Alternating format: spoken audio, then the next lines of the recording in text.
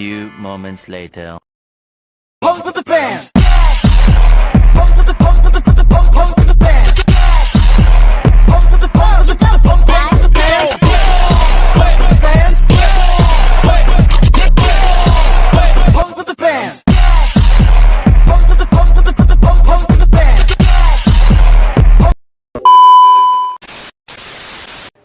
Halo Sobat Semansa Prama, selamat datang di video penjelasan kami mengenai pertumbuhan dan perkembangan pada tumbuhan. Jadi, apa sih itu pertumbuhan dan perkembangan? Mungkin beberapa orang masih bingung dengan definisinya. Jadi, mari kita simak video selanjutnya.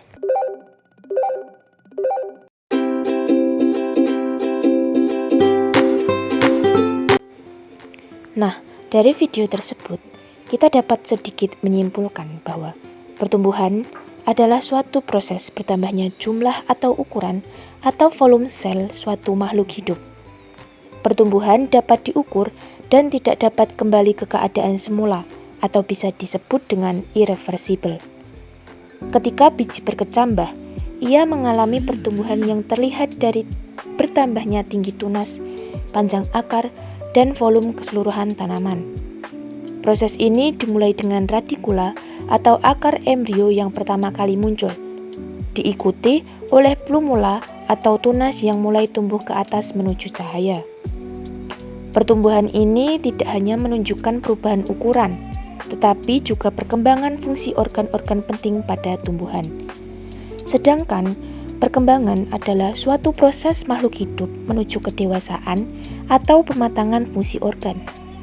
Perkembangan tidak dapat diukur dan dapat kembali ke keadaan semula atau reversible. Perubahan biji menjadi kecambah merupakan contoh fenomena perkembangan. Bagian pemula berkembang menjadi batang, sedangkan radikula menjadi akar bagian seperti kacang yang ada pada tauge.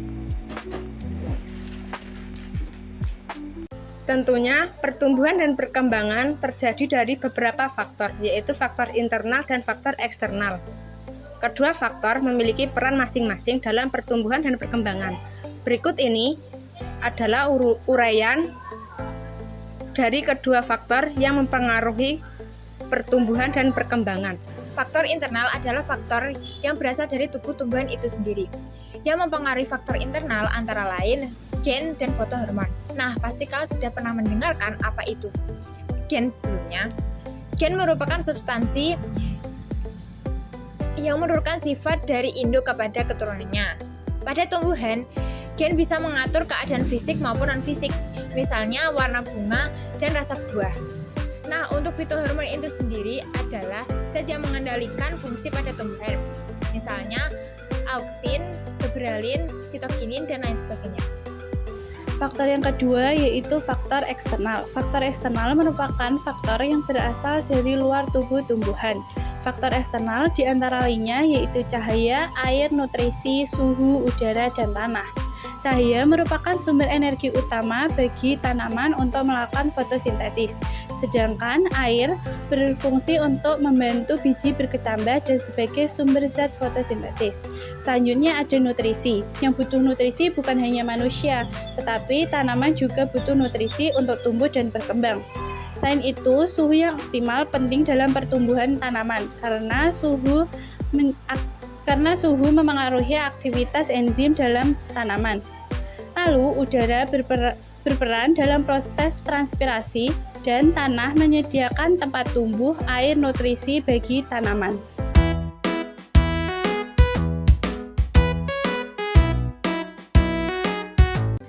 Studi kasus yang kami analisis adalah praktikum pertumbuhan dan perkembangan pada kecambah biji kacang hijau dengan media kapas.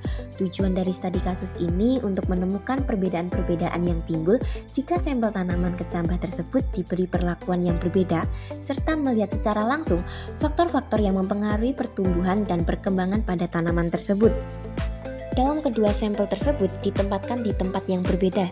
Sampel pertama ditempatkan di tempat yang terkena cahaya matahari, sedangkan sampel kedua di tempat yang gelap. Tanaman yang terkena cahaya terlihat sehat dan segar. Daun tanamannya lebih lebar dan berwarna hijau segar. Sedangkan tanaman yang kurang cahaya, batangnya lebih panjang dikarenakan tanaman berusaha mencari cahaya untuk fotosintesis. Daun tanaman jauh lebih kecil dan kekuningan. Perbedaan itu terjadi karena faktor eksternal, yaitu cahaya. Seperti yang disimpulkan sebelumnya, cahaya digunakan untuk keperluan fotosintesis. Jadi, cahaya diperlukan agar tumbuhan dapat berkembang secara optimal. Jadi, apabila kekurangan cahaya, pertumbuhan dan perkembangan tidak terjadi secara optimal. Namun, hormon auksin mudah rusak oleh intensitas cahaya yang tinggi. Di tempat terang, pertumbuhan batang terlambat, dan di tempat yang gelap terjadi etolasi yang mempercepat pertumbuhan batang. Kesimpulan dari proyek yang kami laksanakan adalah untuk memberikan pemahaman serta pengetahuan tentang pertumbuhan dan perkembangan tanaman, di mana pertumbuhan dan perkembangan tanaman itu mempunyai dua faktor utama. Yang pertama, faktor internal dan faktor eksternal. Faktor internal untuk mengatur potensi dasar tanaman, sedangkan faktor eksternal untuk mendukung dan menghambat suatu proses tersebut. Kemudian, untuk mencapai pertumbuhan dan perkembangan yang optimal, kami menyarankan untuk merawat tanaman dengan cara cahaya yang cukup untuk fotosintesis, air yang memadai untuk proses metabolisme, dan transportasi nutrisi. Nutrisi yang seimbang sesuai kebutuhan tanaman, suhu yang sesuai dengan jenis tanaman, dan ketersediaan oksigen dan karbon dioksida yang mendukung respirasi dan fotosintesis. Media tanam yang subur dan struktur yang baik.